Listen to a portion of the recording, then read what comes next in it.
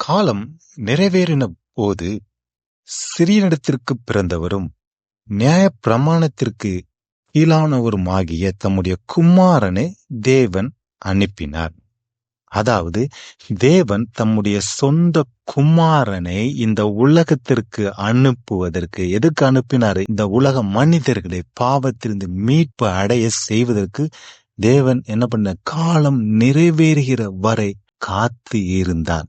அதாவது fullness of time வந்த பொழுது தேவன் என்ன பண்றாரு, இது கரெக்டான டைம் என்று சொல்லி தன்னுடைய சொந்த குமாரனை அனுப்பினார்.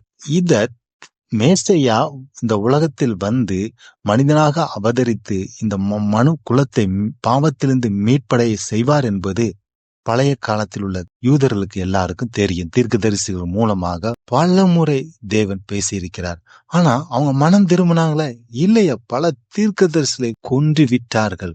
ஒரு இருளான ஒரு சூழ்நிலையில் வாழும் பொழுது தேவன் அந்த காலம் நிறைவேறின நேரத்தில் தன்னுடைய சொந்த குமாரனை அனுப்பினார். ஆனா இந்த பழைய ஏற்பாடு புதிய ஏற்பாடு காலத்திற்கு இடையில் அந்த இருண்ட காலத்திலும் 2 நபர்கள் இருந்தார்கள். ஒருவர் லூக்கா 2ஆம் அதிகாரம் 25ஆம் வசனத்தில் சொல்லப்பட்ட சிமியோன் ஒரு மனிதன்.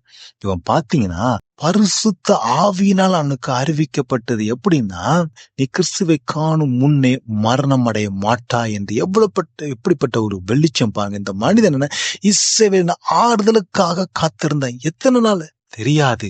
அதே போல 2ஆம் அதிகாரம் 36ஆம் வசனத்துல 84 வயதுள்ள ஒரு விதவை தாயார். இந்த தாயாரோட வேலை பாருங்க, இரவும் பகலும் உபவாசித்து ஜெபம் பண்ணி ஆராதனை செய்து கொண்ட. எதற்கு ஆராதனை, எதற்கு உபவாசம், எதற்கு ஜெபம்? எருசலேமுக்கு மீட்பு உண்டாக வேண்டும். அதை யூத ஜனத்திற்கு ஒரு மீட்பு உண்டாகணும். அதற்காக இரட்சகர் வர எதிர்பார்த்து கொண்டிருந்தார். அவளும் அவளோடு இருந்த ஒரு சிறிய கூட்டம். இதே போல ஒரு சூழ்நிலையில் தான் நாம் வாழ்ந்து கொண்டிருக்கிறோம். தேவனுடைய வருகை மிகவும் சமீபமா இருக்கிறது என்று நாம் கேள்விப்பட்டோம். எத்தனை கிறிஸ்தவர்கள் ஒரு நிர்விசாரமான ஒரு வாழ்க்கை வாழ்ந்து கொண்டிருக்கிறார். எப்படி யூதர்கள் இருந்தார்களோ அதே போல ஒரு நிலைமையில் தான் இன்னைக்கு பெரும்பான்மை கிறிஸ்துடைய வாழ்க்கை இருக்கிறது. தேவன் அவருடைய வேதத்தினுடைய மகத்துவத்தை நம்மளுக்கு எழுதி கொடுத்தும் அவருடைய வருகையை கொடுத்து நமக்கு முன் அறிவித்தும் நம்முடைய ஆவிக்குரிய வாழ்க்கை எப்படிங்க இருக்கிறது? நம்ம எப்படிப்பட்ட ஒரு வாழ்க்கை வாழ்ந்து கொண்டிருக்கிறோம்.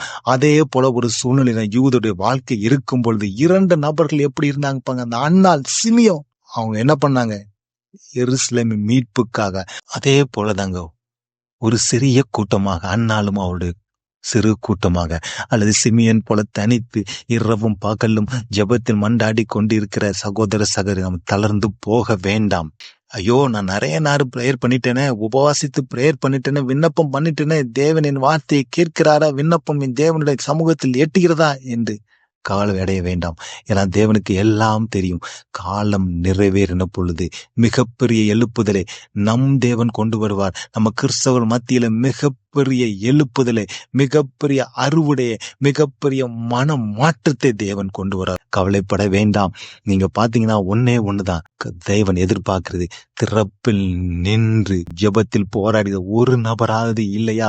சோதம் கொமாரவை அழிக்கிறதுக்கு முன்னர் ஆபிரகாம் எப்படி திறப்பின் வாசலில் நின்று மண்டாடுங்க, அதே போல திறப்பின் வாசலில் நின்று மண்டாடுகிற சகோதர சகோதரியை தோழ்ந்து போக வேண்டாம். கர்த்தர் காலம் தாமதிக்கிறார் என்ற ஒருவரும் கெட்டு போகக்கூடாது என்பதற்காக தான் காலம் தாமதிக்கிறார். இந்த வாய்ப்பை நாம் பயன்படுத்திக் கொள்வோம். நாம் சோர்ந்து போக வேண்டாம். நம் தளர்ந்த முழங்கால்கள் இன்னும் பலப்படுத்துவோம். கைகளை இன்னும் பலப்படுத்தி தேவனை நோக்கி மன்றாடுவோங்க, கெஞ்சுவோங்க. மிகப்பெரிய எழுப்புதலை கொண்டு வர அவருக்கு தெரியும். காலம் நிறைவேறும் பொழுது, அந்த ஃபுல்னஸ் ஆஃப் டைம் வரும் பொழுது மிகப்பெரிய எழுப்புதலை நம்முடைய ஜனங்களின் மத்தியில கொண்டு வருவாங்க. மிகப்பெரிய அறுவடையை கொடுப்பார். ஆமென்.